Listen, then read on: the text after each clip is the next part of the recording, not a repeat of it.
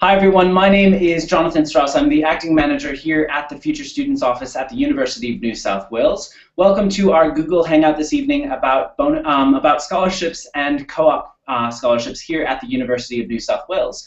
With me this evening are three guests here to answer any questions that you may have about scholarships or the co-op program here at UNSW, and I will introduce them to you now. So first up we have Feliz Block, who is the manager of the UNSW Scholarships Program. Feliz, can you just say hello?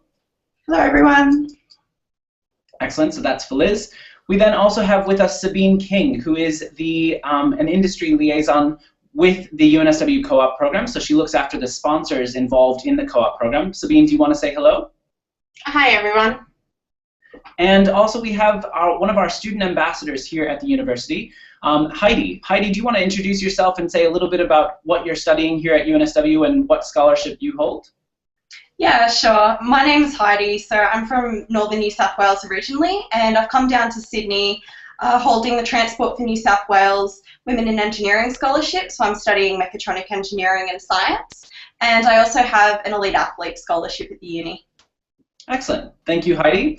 So before we begin answering some basic questions about how you apply for scholarships here at UNSW and what you need to do in terms of submitting your scholarship applications or co-op application, I want to remind you that you can submit any questions that you have for our panelists this evening. You can submit your questions via the Q&A app.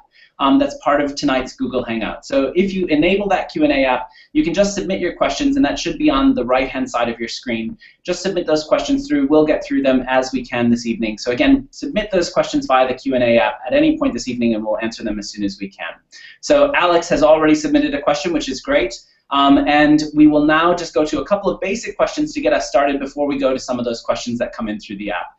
So Feliz, would you be able to talk us through a little bit about how you actually apply for a scholarship here at UNSW? Sure, Jonathan. All our scholarship applications are online via our website, scholarships.unsw.edu.au. We have a one application, multiple scholarships model here. So once you've registered, put in your personal details and answered all the general questions that we ask you, those general questions are then applied to any scholarship that you decide to apply for. It's a little bit like online shopping, we like to call it. So you can research a little bit about the scholarships you think you may be eligible for or wish to apply for. Once you've registered, entered your details and answered the questions, then you just pick the scholarships that you wish to be considered for. Excellent, thank you, Feliz. So you've answered this question already, but do you have to apply for those scholarships individually? No, you don't. So as I said, the benefit of doing it this way is that you only have to answer the questions once, and then that way we get a general idea of what you're interested in studying at UNSW, why you want to come here, and we ask you other questions about leadership, your community involvement and extracurricular skills, and those 5 general questions are then applied to whatever scholarships you decide to pick. Excellent. So one application for many scholarships. Exactly. Excellent. Can I also ask another question? Do you still need to apply then for a place here at UNSW via the university's admission center, or is it all in one place? No, you do still need to apply separately for admission to UNSW via the university's admission center, UAC as we call it. So your application for a scholarship is completely separate to your application for admission. We do suggest, however, that UNSW is at least one of your 9 preferences, otherwise we can't really assess your application or get your information from UAC. Excellent, thank you, Feliz. And final question for you in this first burst of questions. What if I don't want to fill out the online application and I just want to send in a hard copy? Can I do that? Unfortunately, no, we don't accept hard copy applications. There isn't actually a form to download and fill in, and we don't accept it by email, so you do have to go online, register, and fill in the online application. Which is brilliant, actually. I think it's not necessarily an unfortunate thing. We're making it super easy for you to fill out that application online. It's just like online shopping for those of you who are enjoy online shopping. You're just going to go through the application process that way. Can I turn to you, Sabine, and ask you some questions about how does the co-op scholarship process in terms of applying differ from the scholarships that Feliz was talking about earlier? Is there a difference? Sure, there is. So co-op applications are also done online. So same as with the scholarship applications, you need to go onto the UNSW website, select your co-op, fill in your profile and register. But you will be able to use your scholarship profile if you have submitted that application. But you will also need to submit a separate application to co-op, which is specific to the co-op scholarship, and will ask some questions around leadership, your community involvement, your extra activities, etc. You will also need to nominate a teacher or careers advisor for your school assessment page, which we call SAP. Okay, excellent. And can you, Sabine, just talk us through that process that happens after they submit an application for a co-op scholarship? So they submit that application, and then they need to do a few other things as well. Sure. So basically, you submit your application, you nominate a teacher or careers advisor for your school assessment page. Once your application is completed and submitted by the deadline, which is the 30th of September, so coming up soon, don't miss that deadline. We do not accept any late applications. Once your application has been received by us, we will assess it. We will go through all the different applicants, and we'll advise you whether you've been successful for an interview by the 5th of November. So one process that's different to the scholarship process is that we actually have an interview as well. So on top of your written application, we also want to meet you face-to-face and get to know you as a person to see if you're the right candidate for the scholarship. Excellent. Thank you for that. Go ahead. Sorry, Sabine. Go ahead. I was just about to say, interviews will take place at the end of November, on the 24th of November. So you need to lock that day into your diary, and you need to be here in Sydney to be able to come to the university for an interview, ideally. Excellent. And Feliz, just to confirm, the application deadline for all scholarships here at UNSW, including the co-op scholarship, is the 30th of September, correct? That's correct, Jonathan. It's our main round of scholarship applications, and most scholarships for high school levels will close then. There are a few exceptions, so we do have some Indigenous scholarships, for example, that might be closing later in the year, in November. And there are also some equity scholarships which are linked to the UAC equity scholarships process, and they may be closing in January. All the closing dates are listed on the website, so if you're searching for a high school level scholarship, it'll show you which ones are open and what the closing dates are. But our main emphasis is the 30th of September is the closing date for the majority of scholarships, so get an application in. Excellent, thank you for that. Heidi, can I turn to you now and ask you, how did you find the application process in terms of applying for your scholarships that you now hold here at UNSW? Yeah, so I actually found the application process at UNSW one of the easiest out of all the universities that I was looking at the time. So basically all I had to do was really just go online and tick the boxes of what scholarships I was interested in and just fill out the general questions. All in all, it would have taken me about half a day, just because I took forever reading through every scholarship they had on offer. But it was a really easy process. I just had to make sure that I got references in and any other extra documents that they required. But I definitely applied for over 20 scholarships. I just ticked every box that I could. Excellent, brilliant.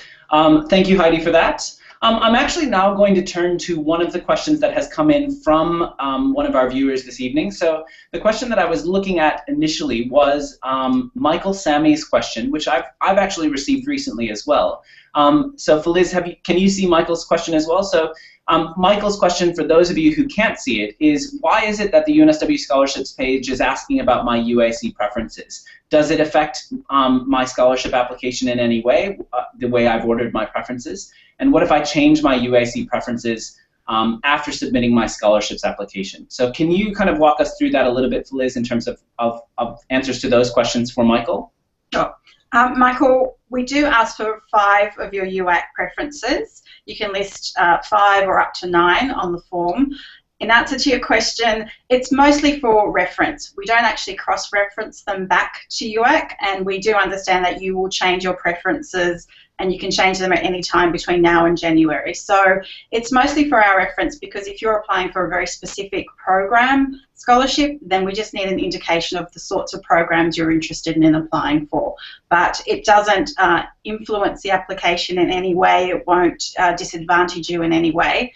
As I said, we do hope that you have at least one UNSW preference in order for us to consider your application, but it doesn't impact your the outcome in any way.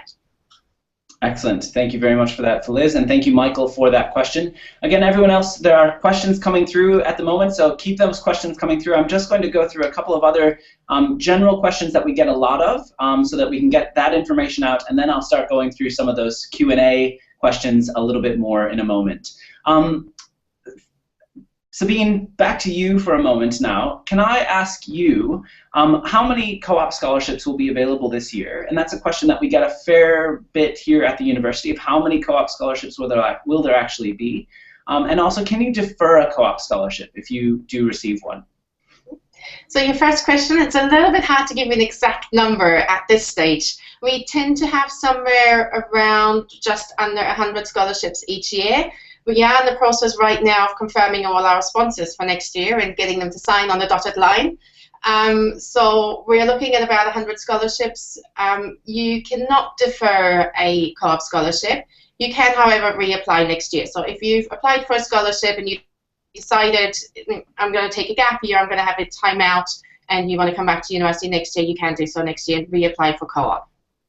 Excellent. Thank you, Sabine. I'm now going to turn to a question from Jake, is it Coppinger, who has submitted a question as well. So this is a specific question for Sabine. And Jake's question is, will the general questions for the main UNSW scholarships application be considered for the co-op scholarship? Or do you need to submit separate applications for those? You can use your registration, your profile, as part of the co-op application, but we do have very specific questions in addition to the scholarship application that we need you to answer. So there are the two separate applications. Excellent. Thank you, Jake, for that question, and thank you, Sabine, for answering that question. Heidi, can I turn back to you for a moment as well and ask, can you give some advice to a student who's considering submitting a scholarship application at the moment? What advice might you give them in terms of what to think about when looking for scholarships, or even what to think about when looking at university degrees? Yeah, so when it came to me, coming from a regional area, I kind of really relied on a scholarship for moving to Sydney. And when I was looking at scholarships, UNSW offers so many. Like, it's not just academic. I find with a lot of high school leavers, they find that, you know, if they're not at the very top of the class, that they feel like they're not going to get a scholarship at all. When I was looking for scholarships at UNSW, I found heaps of academic, athletic, just people that are highly involved with their community. There are a lot of scholarships available, so definitely just have a look online. Like, everything is listed online, which makes it so great to access. And yeah, my advice for applying for scholarships is basically just apply for everything. Like, there's no harm in trying. And the worst thing that can happen is you don't get a scholarship, but you've learned how to apply for these sorts of things. And the best thing that can happen is you do get a scholarship. Excellent. Thank you, Heidi. Feliz, that leads me to another question. So Heidi has said that she's actually a holder of 2 scholarships here at UNSW. So my first question was, can you actually hold more than 1 scholarship at UNSW? And what are the kind of parameters of how that might work if you can? Which Heidi has proved that you can. So that's good. Yes, the short answer is yes, you can hold multiple scholarship. There are complicated rules, though, depending on the terms and conditions of each scholarship. So what we do ask is, if you are offered multiple scholarships, you let us know which ones you wish to accept, and you can accept as many as you are offered. And then what we do is we go back and we check the terms and conditions about which ones can be held in conjunction with which other scholarship, and then we will advise you which ones you can hold together.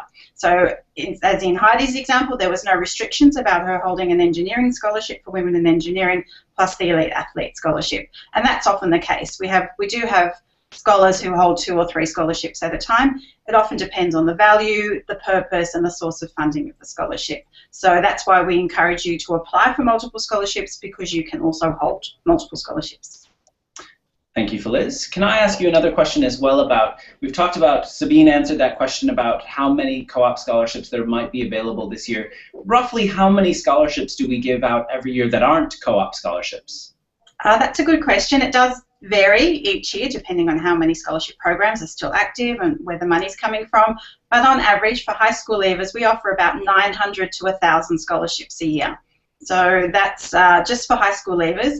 Plus, we also have scholarships for current students. So another piece of advice is if you don't get it in your first year, don't be discouraged, because there are other scholarship programs for your second or later year to go on travel and exchange programs, to do an honours year or a research project. So there are other opportunities for scholarships. But we do support about 1,000 to 900 high school leavers. Every year? Every year. Excellent. And do you roughly know about how much money we give away in scholarships every year? Very rough. Sorry, don't mean to put you on the spot there. Yes. Again, we manage all the undergraduate scholarships and postgrad coursework scholarships, and the value of those scholarships on an annual basis is probably between $9 and $10 million a year. Excellent. So not an insignificant sum of money. No, a lot of money. Yes, definitely. Can you also give me a little bit of advice about who you would say should apply for a scholarship? We've talked about this a couple times tonight, but I think it's worth saying again. Yes, as Heidi mentioned, there's a whole variety of scholarships that are looking for different things. I think there's over 100 that are open at the moment that will be closing in September, and they can be based on anything from high academic merit to sporting ability to an all-rounder who's involved in their community. So my advice is everybody who's thinking of coming to UNSW should apply for a scholarship, because there is bound to be a scholarship program that you are eligible for. And our slogan, as you know, is you have to be in it to win it. We can't give you a scholarship if you haven't applied for one. So if you are considering UNSW at all as an option for study next year, please put in a scholarship application. Excellent, thank you. I'm now going to turn to a question that has come in from one of our viewers this evening again, and for those of you watching at home, you are welcome to submit a question at any point in the Q&A app. The question I'm going to turn to is from Zhao Zheng, and this is directed for you, Sabine. It has to do with the co-op scholarship, and his question is, can we pick a double degree course at UNSW, such as chemical engineering, material science, and engineering, to apply for 2 separate co-op programs and increase the opportunity or chance of entry or being successful in getting a co-op scholarship? So can you apply for multiple co-op scholarships? Yeah, so Zhao, good question. You can certainly apply for multiple co-op programs as single degrees. So that means if you wanted to do civil engineering and you want to do mechanical engineering and electrical engineering, you can certainly put these down as a preference. You can select up to 4 preferences. However, we would only encourage you to choose as many preferences as you are actually also interested in studying. With your preferences, when you obviously select them, also make them in the right order. So the one that is your first preference should be listed as number 1, second as number 2, etc., etc. What you may need to be careful with is we may or may not be able to interview you if you have listed a degree as your second preference. It depends on how much quality applications we have for first preferences, and if we need more, then we will look at students who've put a degree down as a second preference, etc., etc. So it depends a little bit on the program you're interested in and how popular it is amongst the students that are applying for it. But you can submit multiple applications. Well, definitely, if that is what you want to do. If you're unsure about which degree to study, you can certainly list multiple. But make sure you still rank them in terms of what you most want to do, just like your UAC preferences. Exactly. Perfect. Thank you, Zhao, for that question. I have another question here that's also for Sabine, and it comes from Patrick Song. And Patrick's question is, what's the difference between the referees portion of the co-op application and the SAP, or the school's assessment? What can you tell us about the difference between those two things? One of them is compulsory, the other one is optional. So the SAP is compulsory. So as in your step 2 of your application, you need to nominate a teacher or your careers advisor or your principal or someone in the school that knows you that can verify your application and tell us a few things about you. Your referees is an optional part. If you have done things in the community or you've been participating in activities, sporting activities, etc., you can certainly provide us with a referee. That could be your coach, that could be your pastor, that could be anyone in the community that supports parts of your application. Now, we may or may not contact your referees. Usually, we only get to that stage of contacting referees if you've gone through the interview and you're at a point where we need to decide whether you progress further or not, and you might be on the same level as another student, and we use your referees as a tool to help us decide. So your referees will only be contacted if you have been successful at an interview. and only then if we need to. Excellent. Thank you, Sabine, and thank you, Patrick, for that question. There's another question here that has come in from Thomas Milner. In fact, two questions from Thomas. They're the same question, and they relate to you, Feliz. So, Feliz, the question he's asking is, he's saying that earlier this year he was on the scholarships website, and there were a couple of scholarships listed that don't seem to be there. He's provided the names of those particular scholarships. Can you just tell us, if a scholarship was listed earlier this year and now isn't listed there, what's likely the situation? Is it likely that it will be available again later this year, or is it probably that the funding isn't available this year and so that's why it's no longer available? Without seeing what actual scholarship programs Thomas is referring to, it's a bit difficult, but my guess would be that either the funding didn't become available or it was withdrawn for some other reason. So again, to Thomas, I would say just go back in and check. Anything that's open for application now will be listed as obvious, and the closing date will be listed there.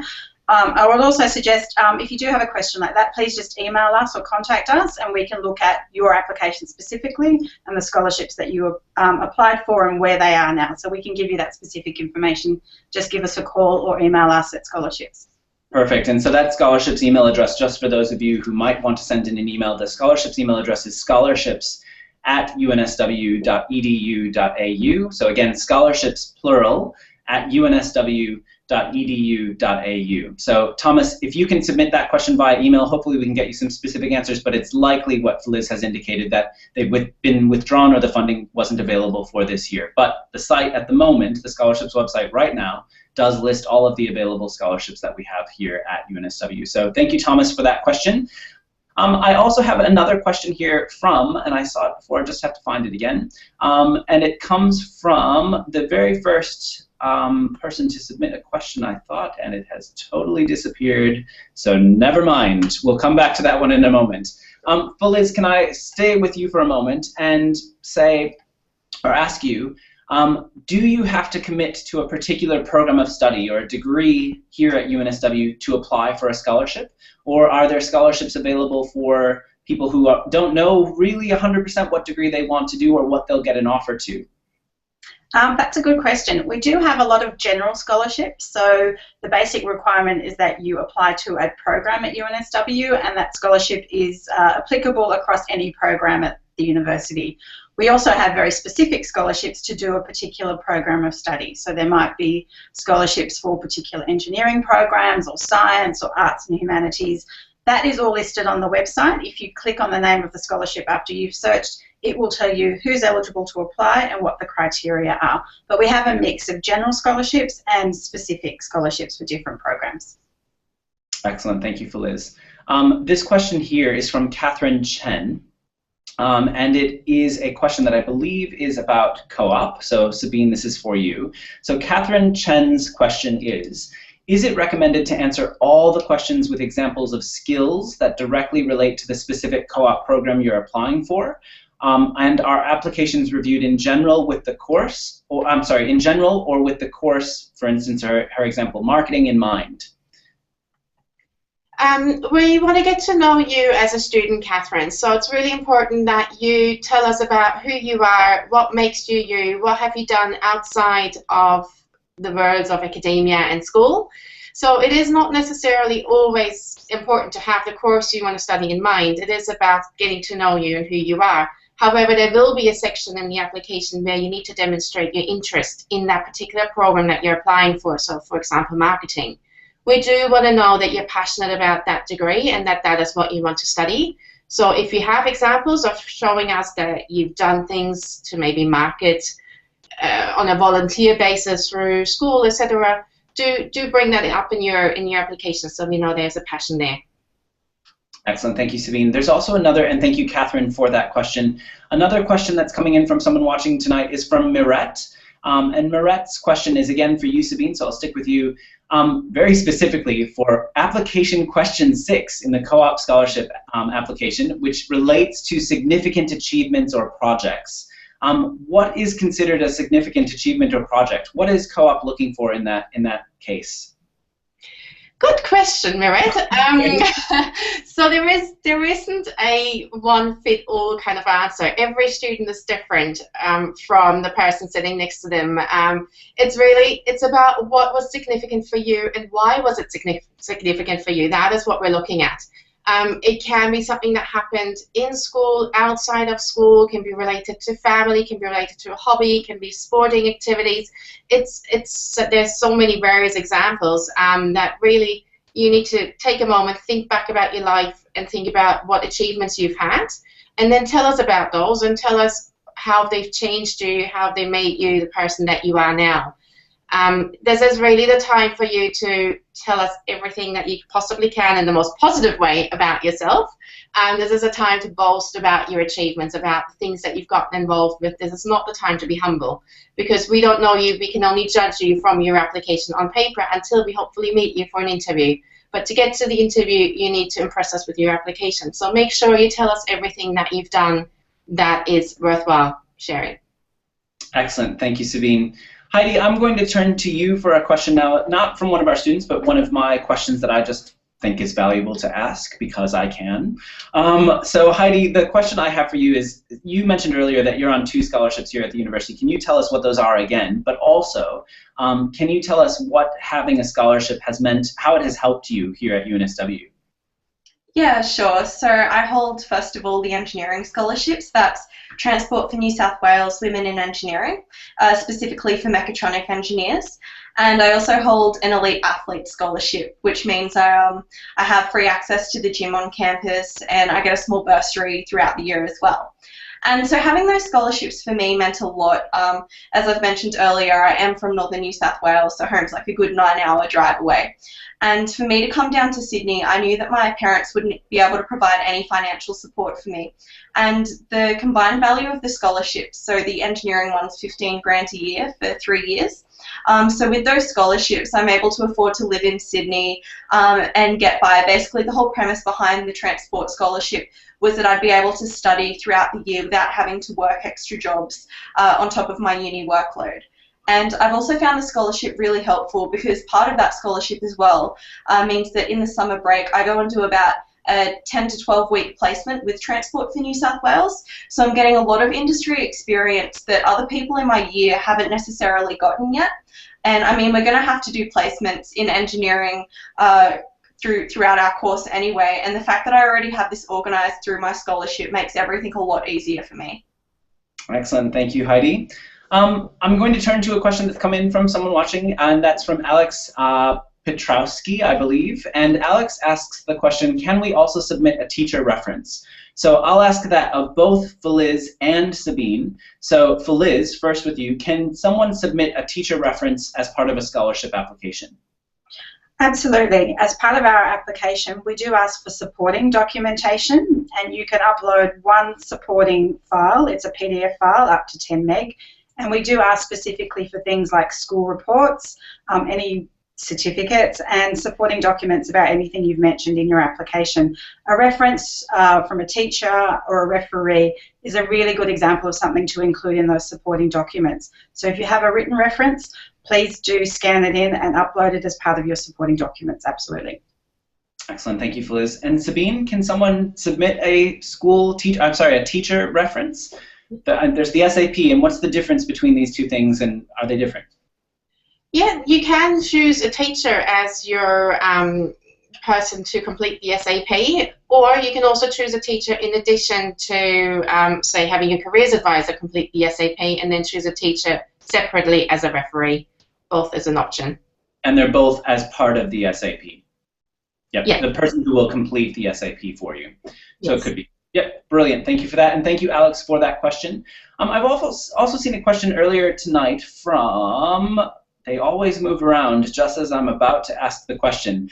Feliz, the question was for you, and I will keep looking for it here, but the question was, what if I get a scholarship? Is it tied to a particular degree, or can I change degrees potentially? What if I want to use internal program transfer? I start in a degree and I think, oh, this isn't what I thought it was after a year, and I want to change to a different degree. Can I keep that scholarship that I had originally?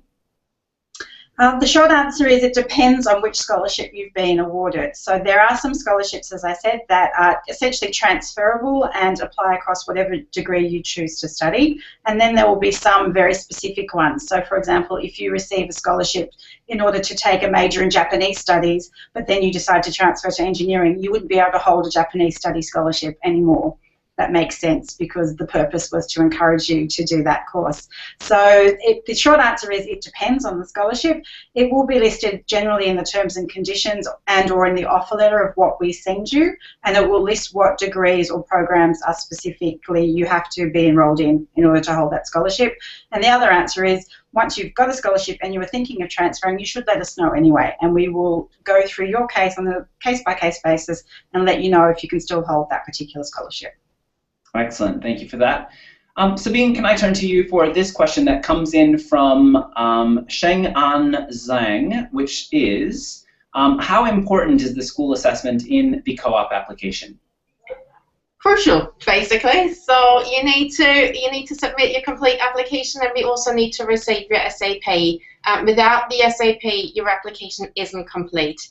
Having said that, don't hold off on submitting your application because your teacher might be on holidays or hasn't done their part yet. You need to make sure you submit your complete application by the 30th of September, but you need to make sure that you have nominated and sent an email to your teacher to advise them to support your application and fill in the SAP. Now, the teachers have till the 30th of September as well. If they have an issue with that or they can't finish that during the school holidays, they can contact our office and we can give them an extension till the 16th of October, but that is the latest. After that, we need to close it off and assess all applications. Excellent. Thank you, Sabine, and thank you, Sheng, for that question. I'm also going to go to another question from Miret, and Miret Salal is his question, or her question, apologies, is if I am unsuccessful in the co-op scholarship for the courses that I have chosen, can I still be considered for the same bachelor degrees through UAC but without the co-op scholarship? Hi, Miret. Of course you can. Obviously, the ideal would be that you are successful and you have a co-op scholarship. But if you can't, then of course, if that is the degree that you want to study, we encourage you to continue studying that and still come to UNSW to study whatever degree it is that you're passionate about. The only caveat there, Sabine, would be, of course, for those degrees that have a specific UAC code for the co-op scholarship, and that Miret would then need to place the co-op scholarship UAC code degree first, followed by the next degree below that that is the same without co-op, right? That's right, that's right. You will know if you have a conditional offer for co-op before you have to finalize your UREC preferences. So if you've been successful in getting a co-op scholarship or a conditional offer on the basis that you also get into the UNSW degree, of course, then you need to make sure the co-op degree is listed in a way that it's allowing you to get in and gain access into the UNSW degree. But if you haven't been successful at getting an interview, you can pretty much assume that you're also not going to be successful at getting this co-op scholarship. So then if you still want to study that particular degree, make sure you list it in your UREC preferences. Excellent. Thank you, Sabine.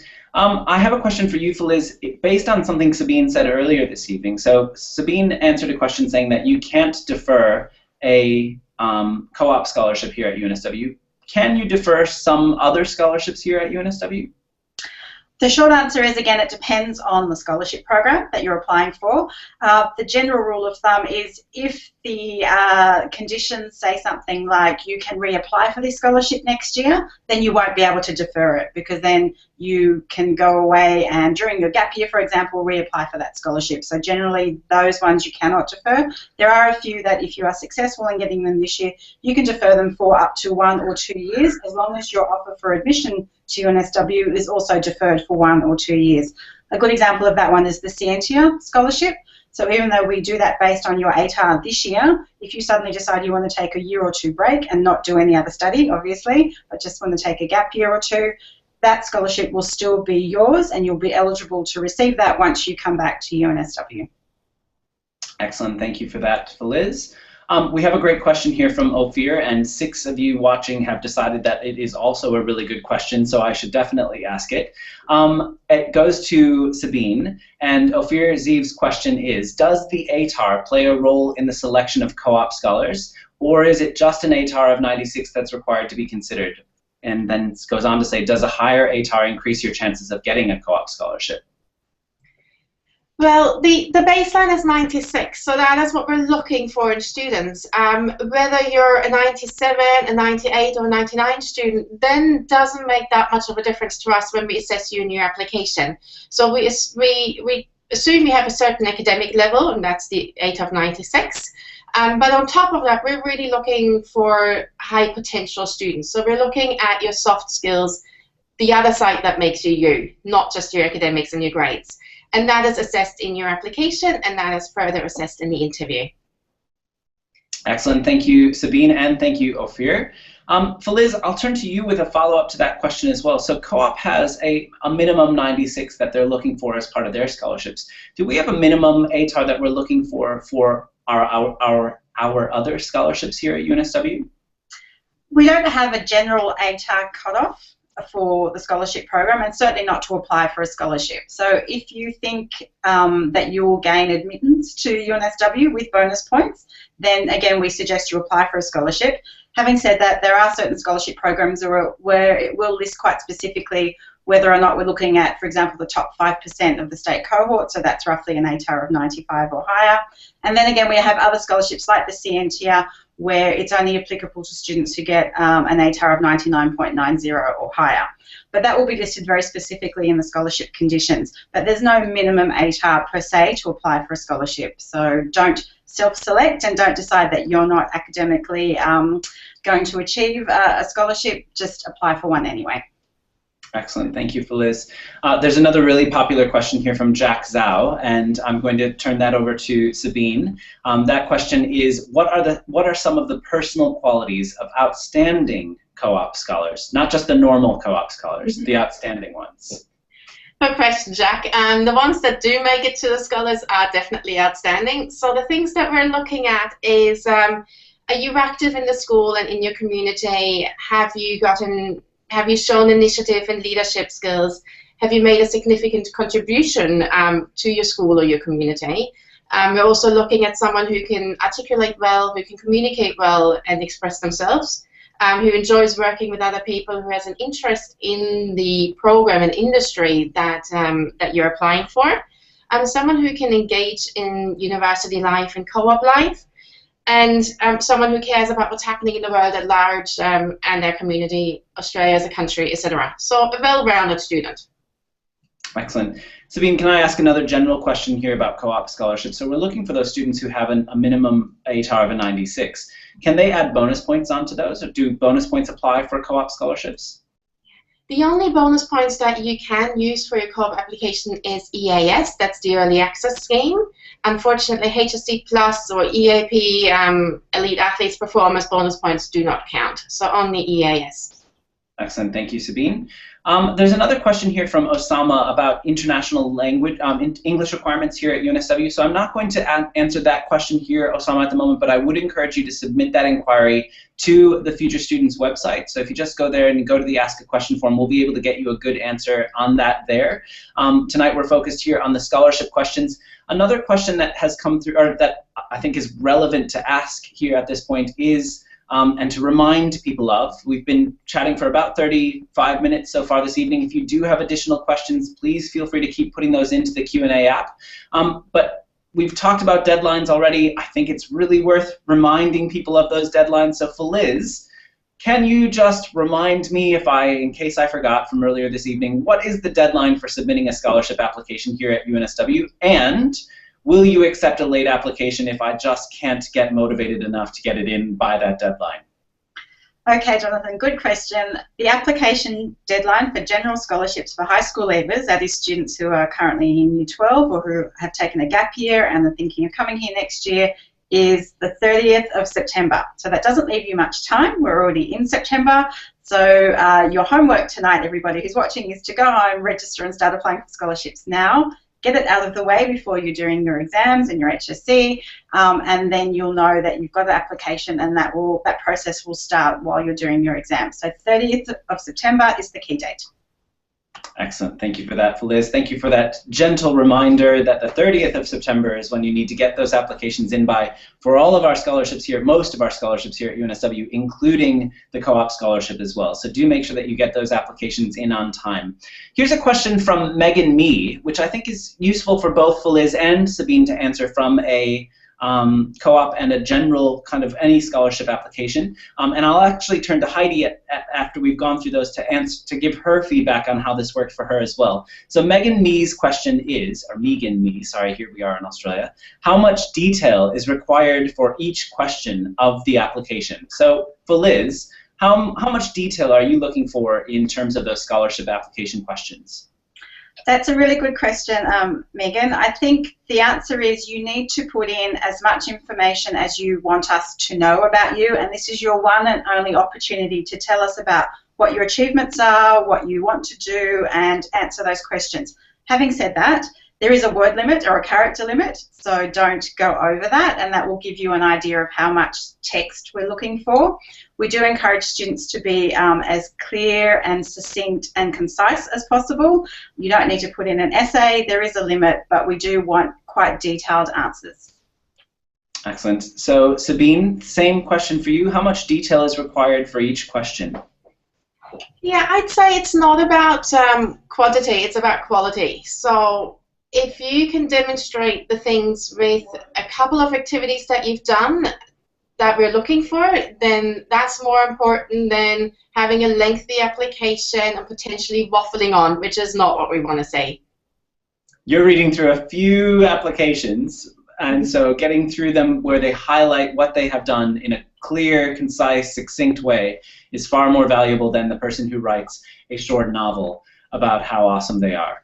Okay, good to know. And Heidi, can you give me a little bit of insight? This may be a tricky question to answer, but how much detail did you put into your scholarship application? You said you spent about a half a day with the application, and part of that was more about reading through all of the individual scholarships that were available.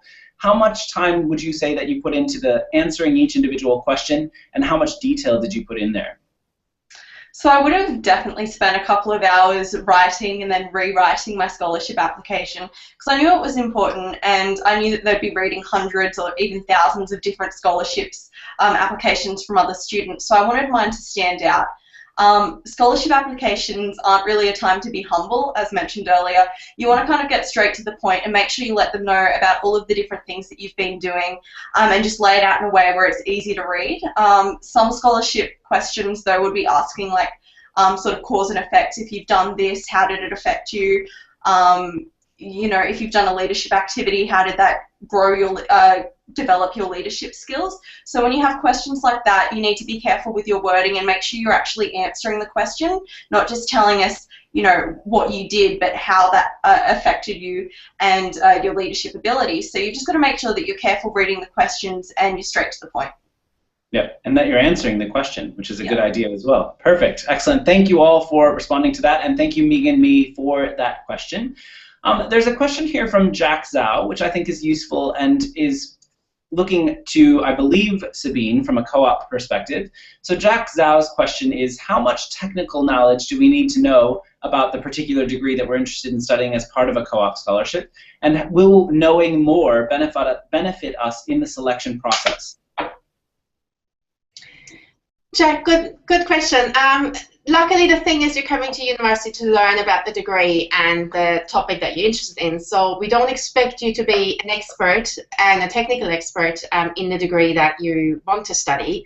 If you're thinking of, for example, studying computer science or software engineering, for example, and you have done, you know, robot challenges or some development, or you've developed an app in your spare time as a high school student, then certainly do let us know, because I think that's amazing information for us to have. But there's no prerequisites and there's no expectation that you have a technical knowledge about the degree that you want to study, because we will obviously teach you all these things at university before you go out onto your first placement. Excellent, thank you. Thank you, Jack, for that question as well. I'm going to turn to Celine T's question, which is getting a bit of plus action on the question and answer section. Celine's question is, in the scholarship profile page, What does this particular question mean? Provide further information regarding your academic achievements, awards, including music listed above.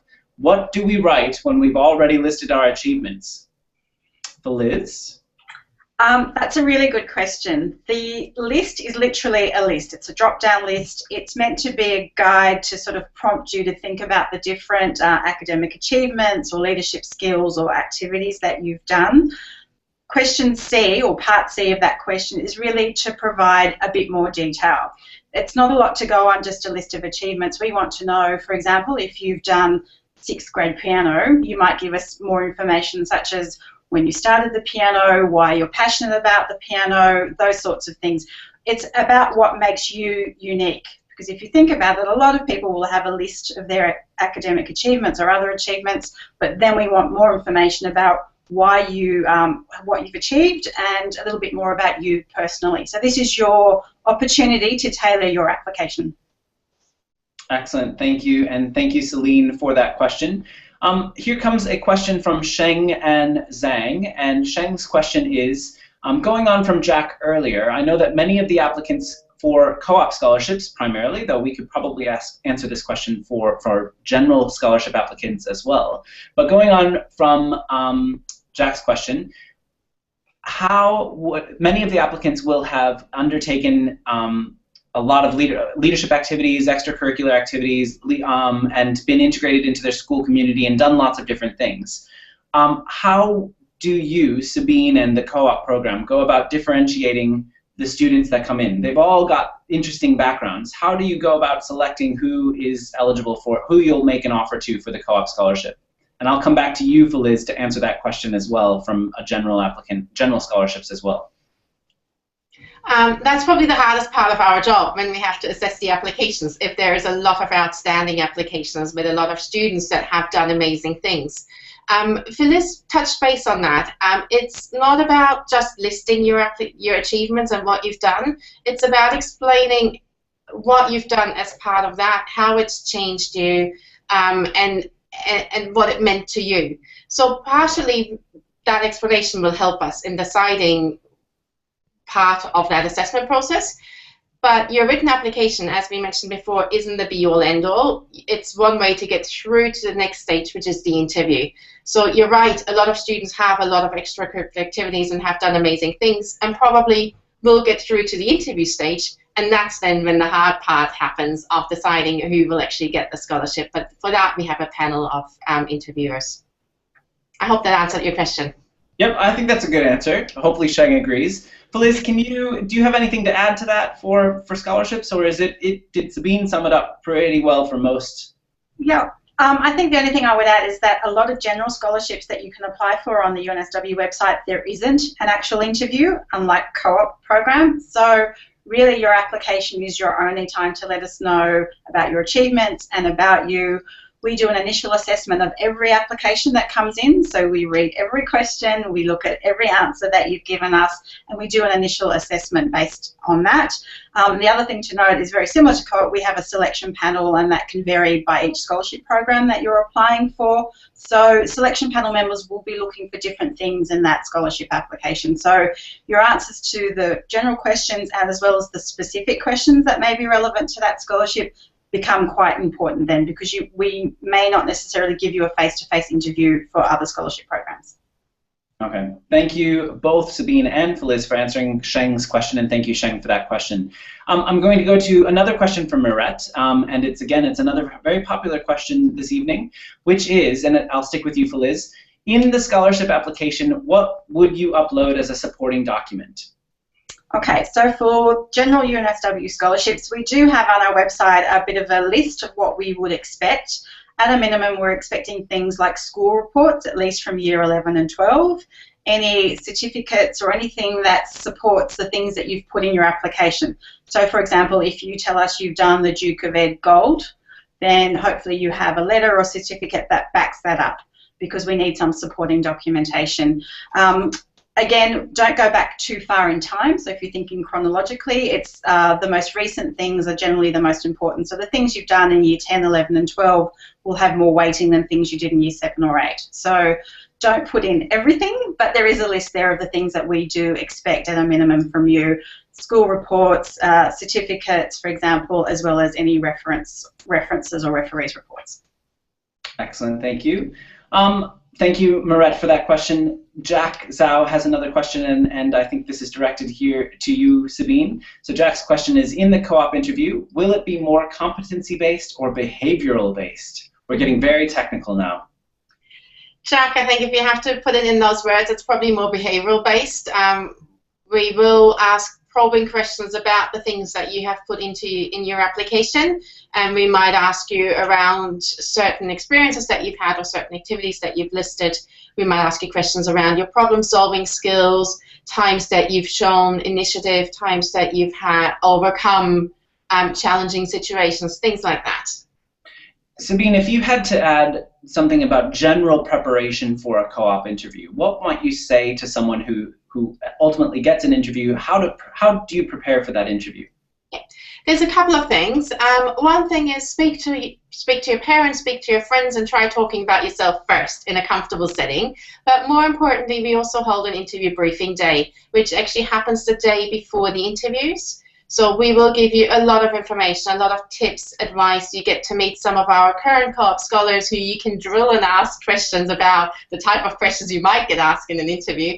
So you certainly have all that as an opportunity the day before your interviews. Excellent. Thank you for that, and thank you, Jack, for that question. Another question here is from, actually I'll turn just quickly to another question that we've pre-prepared because we get it fairly often, which is directed to you, Sabine, as well. Can I accept the co-op scholarship and another scholarship here at UNSW? Yeah. Phyllis mentioned earlier that you can have multiple scholarships, and that is the case. You can certainly have a co-op scholarship, for example, with a Scientia scholarship or a AAA scholarship. You can't have a co-op scholarship and a rural engineering scholarship, for example. There's a couple of exceptions that don't gel together. We would recommend that you check the conditions of the other scholarship that you have been offered to see if you can hold multiple scholarships. And we also want you to contact our co-op office to advise us that you've been offered another scholarship so we can talk you through the options. Excellent, thank you, Sabine.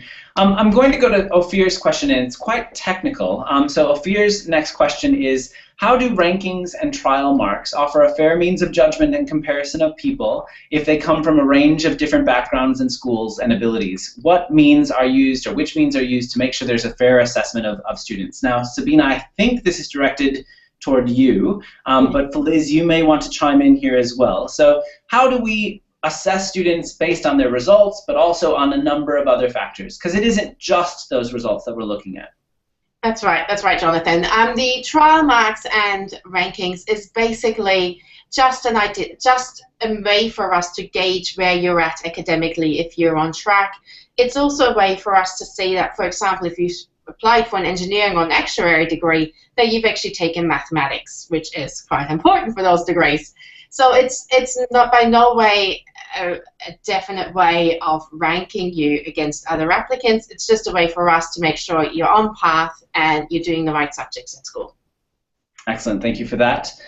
The other question I have is back to Jack. Thank you, Ophir, for that question, and thank you, Sabine. Jack Zhao has another question which is quite popular, and we get it here a lot in the Future Students Office and when we're out talking to students about the degrees. What will happen if you're offered an interview for a co-op scholarship? And this could apply for scholarships outside of co-op as well, and for those that do have an interview. So I'll come to you, Feliz, with this one as well. But what will happen if I'm offered an interview for a co-op scholarship in this case, and I'm going to be overseas during on the interview day? So can you remind us what the interview date is so that we can mark our calendars now and make sure that we're not going to be overseas? But if we were, what would happen? So Jack and everyone else, lock the 24th of November into your diary. So Tuesday, 24 November is the day. We want you here on campus at UNSW for your interview if you're successful with co-op. Now, if you're away in overseas, certainly contact us. Let us know what you're doing and what your plans are. In very, very rare circumstances do we organize a Skype interview, but it certainly isn't the case for the majority of interviews. For example, we had just over 300 interviews last year, and only 3 Skype interviews. So that is the level of rarity. Now, if you're overseas for an exceptional World Youth Conference that is, of course, furthering your professional development and you as a person, we wouldn't want to stand in your way. However, if you're thinking of going to schoolies or on a holiday, and that's why you can't be here for your interview, then we would really like you to reconsider. The face-to-face interview is so important, and obviously doing it via a medium of Skype or telephone interview doesn't give you the same quality and may place you at a disadvantage if there's technical issues, etc., etc. Time delay might be middle of the night where you are versus daytime here. So you might disadvantage yourself by not being here on campus for the interview. And I guess the question you need to ask yourself is schoolies more important to me than the potential of getting an $18,200 scholarship for 4 years and the industry experience and everything else that I get with co-op? I know that there was a situation last year, Sabine, with a student who was on holiday overseas and wasn't going to return and wasn't going to be allowed actually to do a Skype interview because the panel decided they didn't want to do it for people who were on holiday. Made the trip back, and it proved to be quite lucrative because it was how she ended up getting the scholarship, because that face-to-face connection, Skype, all of you will agree tonight that us speaking via Google Hangouts is not quite the same as us being in a room where it's all the same. And it's the same thing for the co-op scholarship interviews as well, that face-to-face connection with people in your interview is a really, really important part of the process. So do make an effort as much as possible to be here for those interviews, and if you cannot be there for a particular reason, make sure that you are in touch with the co-op office to talk about what that is and what options might be available. Feliz, do you have anything to add in terms of, it's a limited number of scholarships here at UNSW that aren't co-op that have an interview requirement. Is there anything, is it pretty similar for scholarships as well? Yeah, absolutely. For example, we have the Malcolm Chaikin Foundation scholarships, and they have interviews, and they're actually set at the same time as the rural engineering scholarships and the co-op scholarships. So that week of the 25th or the 24th or the 26th of November, around those dates, we try and schedule all the interviews then if possible. Having said that, there are other scholarship programs where, for example, there are some equity scholarships as well, where we're waiting for applications to close in January, and interviews may happen early next year, so January or February. We encourage you to be here physically if you can, but do let us know. We do arrange Skype interviews if necessary. Excellent. Thank you for that. So we have about 4 minutes left in our lovely Google Hangout this evening. If you have an urgent, pressing question, get every one of your friends to vote it up so that we see it at this point. Otherwise, if we don't get to your question this evening, make sure that you do visit either the Future Students website, where you can submit that question via the Ask a Question form, and we'll make sure that we get you a specific answer to that question. Or you can send your emails into the scholarships email address at scholarships@unsw.edu.au, or visit the scholarships website at scholarships.unsw.edu.au, where you can find information on all of our scholarships here at UNSW. Michael Sammy, though, does have a very popular question, which is, if I'm applying for a double degree, and this will go for you, Feliz, am I able to apply for scholarships that are only specific to one of the faculties but not the other? Good question. We do have a lot of dual degrees here at UNSW, and a lot of scholarships will be tied to one of those. So, for example, the Faculty of Law is a popular combination, and generally any law scholarship will let you have a double degree. So you could do arts law or business law, and that's generally allowable. You have to read the terms and conditions of the scholarships for which you're applying. As I said, some will be very specific, but most will allow a double degree option as long as one of the degrees is related to the scholarship program that is applicable. Excellent, thank you for that. And in rapid fire, next question comes from Jack Zhao again. Sabine, can you please tell us who has the most influence in determining an offer for a co-op scholarship? Is it the co-op coordinator, sponsor, interviewer, or the application reviewer? Jack, it's a combination of people. So the co-op office will do the initial screening of the applications. We will then send those applications to the co-op coordinators who run the program of the degree that you're interested in the school, who will further screen the applications. That determines then who gets invited for an interview. The final selection, final offer, is a joint decision from the panel members. And as I said before, the panel can consist of industry sponsors, academic coordinators, office staff, or alumni. So they come up with a short list and final offer list jointly. Excellent. Thank you for that, Sabine. Our last question this evening is going to come from Celine T. Celine's question is, answering the financial and other circumstances question in the scholarship profile, would it be relevant to talk about disadvantage you've disclosed for the EAS scheme, health issues, anything else? So for Liz, do you have an answer for that? Yes, again, my general advice is if you're answering that question, please give us as much information as you are comfortable to give us with the supporting documentation. If you're applying for equity scholarships, however, I will say you generally only have to prove that once, so to speak. So the UAC equity scholarships process allows you to send in all your documents to UAC, they verify all that information and send that information back to us. Please put in your application anything that you think will support your application and any documents that you think will assist with that, but only do or give us as much as you are comfortable with. Excellent. So that brings us to the close of our Google Hangout this evening. We have not gotten through everyone's questions this evening, so I would remind you that if you have a pressing question and you need an answer for that, please do visit us on the Future Students website. That Future Students website is futurestudents.unsw.edu.au. You can fill out that question on the Ask a Question page and we will get an answer for you as quickly as possible.